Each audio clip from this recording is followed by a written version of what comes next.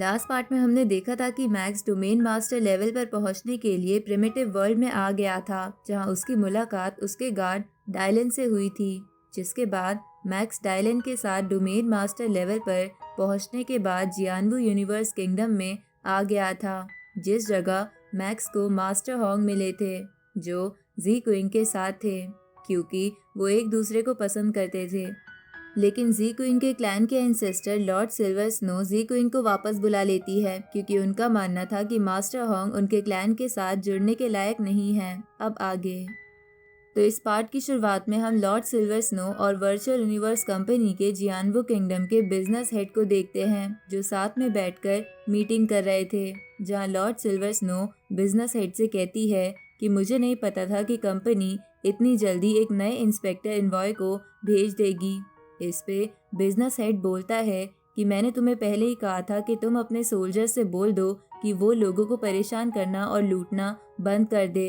ये सुन के silver snow बोलती है कि तुम बात तो ठीक कर रहे हो, पर तुम ये भी याद रखना कि तुमने भी कई एक्सपेंसेस में घपले करके काफ़ी प्रॉफिट कमाया है, और वो बात भी नए इंस्पेक्टर इनवॉय के सामने आ सकती है। इस पे बिजनेस हेड बोलता है कि तब तो हम दोनों एक ही जैसे हैं, इसलिए हम दोनों को एक दूसरे को बुरा भला कहना बंद कर देना चाहिए और इंस्पेक्टर इनवॉय से बचने के लिए कोई सॉल्यूशन ढूंढना चाहिए, क्योंकि जो नया इंस्पेक्टर इनवॉय आया है उसका नाम मैक्स है, जिसे कंपनी के सीनियर्स एक जीनियस मानते हैं, और वो मंकी सीनियर का भी स्टूडेंट है। इसलिए अगर वो हमारे पीछे पड़ गया तो उससे बचना मुश्किल हो जाएगा। ये सुन के लॉर्ड स्नो बोलती है कि मैक्स बहुत ज़्यादा फेमस है और वो सबकी नज़रों में उस बेवकूफ़ पोयो की वजह से आया है, जिसने मंकी सीनियर से बदला लेने के चक्कर में हम सबको फंसा दिया। साथ ही लॉर्ड स्नो बोलती है कि पर पोयो से भी ज़्यादा बड़ा कारण वो मंकी सीनियर है। ना वो होता और ना ये सब कारनामा होता। सच में दुनिया में अगर मर्द ही ना होते तो लड़कियां सुकून से रहती। ये सुन के वो बिजनेस हेड मन में सोचता है कि ये बात तो ऐसे करती है जैसे इसने हर आदमी को कर्जा दे रखा है। उसी वक्त एक असिस्टेंट आकर सिल्वर लॉर्ड को बोलती है कि गोल्डन हॉर्न क्लैन और हमारी पेट्रोल टीम के बीच लड़ाई हो गई है और उन्होंने हमारे 2 प्लान भी तबाह कर दिए हैं। ये सुन के वो सिल्वर स्नो गुस्सा हो जाती है और बोलती है कि आखिर गोल्डन हॉर्न क्लैन की ऐसी हिम्मत कैसे हुई। अब सिल्वर स्नो वो मामला देखने के लिए थोड़े समय के लिए वहां से चली जाती है, जिसके बाद वो बिजनेस हेड अपने मन में सोचता है कि भले ही गोल्डन हॉर्न क्लैन एक छोटा क्लैन है, पर वो बहुत ज़्यादा अग्रेसिव है। कुछ समय पहले तो उन्होंने ह्यूमन क्लैन के सामने घुटने टेक दिए थे, पर अब वो धीरे धीरे ह्यूमन क्लैन के साथ उलझ रहे हैं। उसी वक्त सिल्वर स्नो वापस आ जाती है और बिजनेस हेड से बोलती है कि हम देखते हैं कि मैक्स का आखिरकार बिहेवियर कैसा रहता है। अगर वो अपनी औकात में नहीं रहा तो मेरे पास ऐसे कई रास्ते हैं जिससे मैं उसे मार भी दूंगी और सबको लगेगा कि वो खुद मर गया। लेकिन उससे पहले मुझे जानना होगा कि वो पिछले इंस्पेक्टर इनवॉय से कितना ज़्यादा ताकतवर है। आगे हम जियोलॉन्ग प्लैनेट को देखते हैं, जहां पर आज मैक्स का शपथ ग्रहण था, जिसके लिए काफी सारे लोग आए थे, जिसमें 9 प्रिंसेस, वो lord silver snow, business head कैंगो मानियो और बाकी कई सारे लोग आए थे। अब मैक्स वहां आ जाता है तो उसे देखकर सभी मैक्स को झुककर ग्रीट करते हैं, जिसमें मिंग यू और कुछ और लोग भी थे। तभी डायलन मैक्स से कहता है कि इन सभी को इस बिजनेस हेड और लॉर्ड सिल्वर स्नो ने बुलाया है ताकि ये आपको इज्जत दे सके।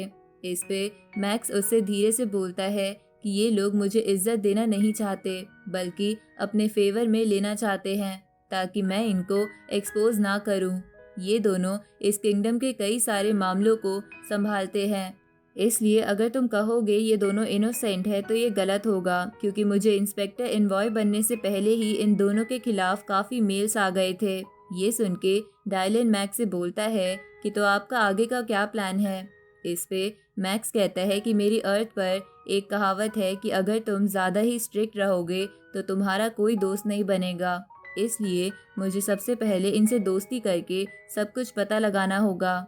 उसी वक्त वो बिजनेस हेड और लॉर्ड सिल्वर स्नो मैक्स के पास आते हैं और उससे हेलो बोल के उसे कहते हैं कि आप काफ़ी लेट हो गए हो, जिस पे मैक्स कहता है कि मैं ट्रेनिंग करने में बिजी था, इसलिए मुझे समय का पता ही नहीं चला।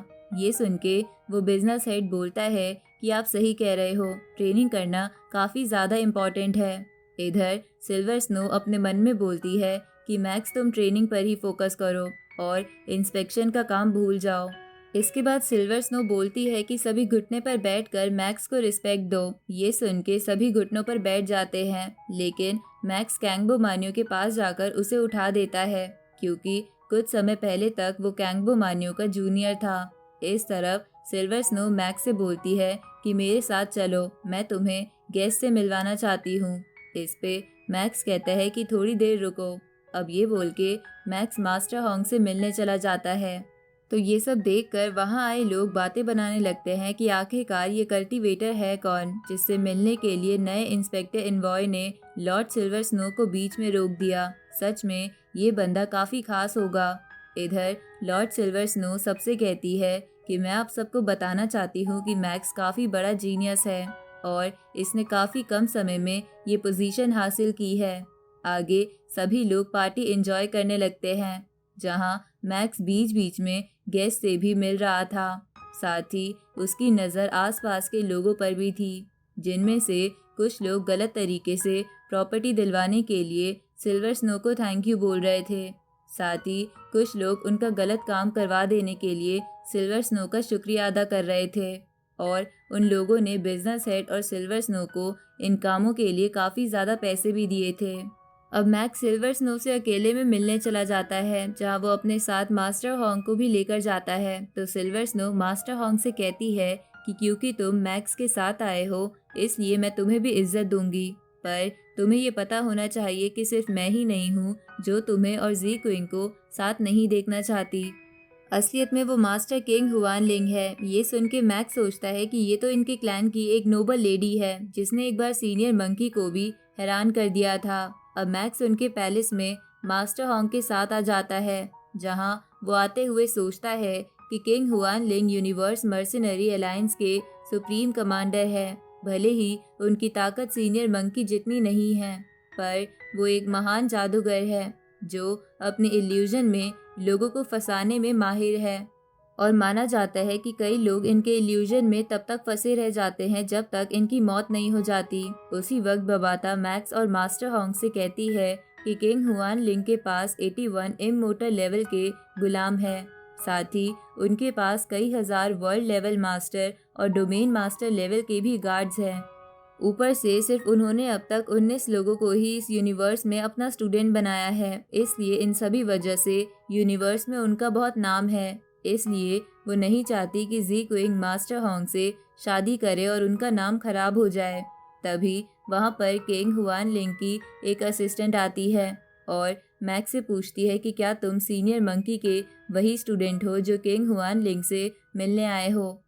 इस पे मैक्स हाँ करता है। साथ ही वो असिस्टेंट समझ गई थी कि मास्टर होंग ही जी क्विंग से शादी करना चाहता है। अब वो असिस्टेंट उन दोनों को किंग हुआन लिंग के पास ले जाने लगती है, जहाँ रास्ते में उन दोनों को काफ़ी सारी सुंदर लड़कियाँ दिखती है जो अलग अलग तरीके से उन दोनों को अपनी ओर आकर्षित करने की कोशिश करती है, लेकिन वो दोनों उस पर ध्यान नहीं देते और आगे बढ़ते रहते हैं।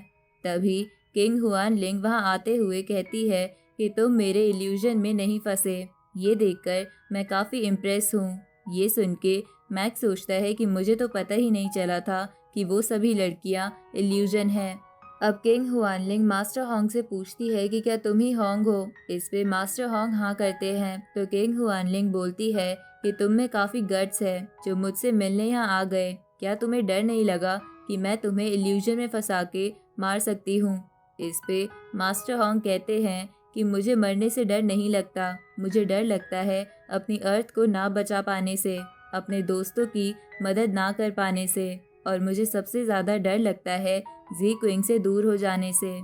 ये सुन के किंग हुआन लिंग की वहाँ खड़ी सभी असिस्टेंट हैरान हो जाती है। तभी मास्टर होंग कहते हैं कि जी क्विंग मुझे काफ़ी पसंद करती है, इसलिए मुझे फ़र्क नहीं पड़ता कि मेरी बॉडी मरे या सोल, मैं उसके साथ रहने की पूरी कोशिश करूँगा। ये सुन के मैक्स भी चौंक जाता है। ये सुन के किंग हुआन लिंग बोलती है कि होंग, मैं तुम्हें एक चांस देती हूँ। अगर तुम मेरे बनाए 18 इल्यूजन्स को पार कर लेते हो तो मैं जी क्विंग और तुम्हें अलग नहीं करूँगी। ये सुन के मास्टर होंग कहते हैं कि मुझे ये मंजूर है, पर इधर किंग हुआनलिंग चौंकते हुए बोलती है कि एक यूनिवर्स लेवल का कल्टीवेटर मैडम के 18 इल्यूजन्स को कैसे पार करेगा, क्या ये मरना चाहता है। इधर किंग हुआनलिंग मास्टर होंग से कहती है कि तुमने ये तक नहीं पूछा कि वो 18 इल्यूजन्स क्या है। तभी वो असिस्टेंट बोलती है कि मास्टर होंग सच में बहुत कूल है, पर वो इन इल्यूजन्स में फंसकर मर जाएगा। उसी वक्त किंग हुआनलिंग फिर से बोलती है कि क्या तुमने मेरी असिस्टेंट की बात सुनी, तुम मेरे इल्यूजन्स में जाकर मर सकते हो। इस पे मास्टर होंग कहते हैं कि मेरा डिसीजन नहीं बदलेगा। तभी मैक्स भी मास्टर होंग को रोकने की कोशिश करता है, पर मास्टर होंग नहीं मानते। ये सुन के किंग हुआनलिंग एक पोर्टल ओपन कर देती है ताकि मास्टर होंग इल्यूजन्स में जा सके। अब मास्टर होंग बिना सोचे समझे पोर्टल की तरफ बढ़ने लगते हैं, पर तभी वहाँ जी क्विंग आ जाती है और मास्टर होंग से कहती है कि कुछ भी बेवकूफ़ी मत करो, मुझे तुमसे दूर रहना मंजूर है, पर मैं तुम्हारे मरने के बाद कैसे जीऊँगी। साथ ही जी क्विंग किंग हुआनलिंग से भी कहती है कि मैं मास्टर होंग से दूर रहूंगी, इसलिए ये पोर्टल बंद कर दो। ये सुन के किंग हुआनलिंग मास्टर होंग से कहती है कि क्या तुमने इसकी बात सुनी, क्या तुम सच में अब भी अपने डिसीजन पर अड़े रहना चाहते हो, अब भी तुम्हारे पास समय है डिसीजन चेंज करने का। ये सुन के मास्टर होंग अपनी तलवार निकालते हुए जी क्विंग से कहते हैं कि तुम चिंता मत करो, मैं इतनी जल्दी नहीं मरूंगा और तुम मेरा इंतज़ार ज़रूर करना। अब ये बोल के मास्टर होंग पोर्टल में चले जाते हैं, तो ये देखकर जी क्विंग रोने लगती है। तभी किंग हुआनलिंग बोलती है कि मैं तो उसे बताना भूल ही गई कि इल्यूजन के बीच तुम भी उसे तड़पता हुआ देख पाओगी। ये सुन के जी क्विंग किंग हुआनलिंग से कहती है कि मैं होप करूंगी कि तुम मास्टर होंग को दिए हुए वादे पर टिकी रहोगी। इधर मास्टर होंग पहले इल्यूजन में आते हैं, जहाँ कई सारी लड़कियां मास्टर होंग को अपनी खूबसूरती के जाल में फंसाने की कोशिश करती है, लेकिन मास्टर होंग उस ट्रैप में ना फंस के अगले इल्यूजन में पहुंच जाते हैं, जहां उनके सामने कई सारे गार्ड्स थे, लेकिन वो अपना वेपन भी नहीं उठा पा रहे थे।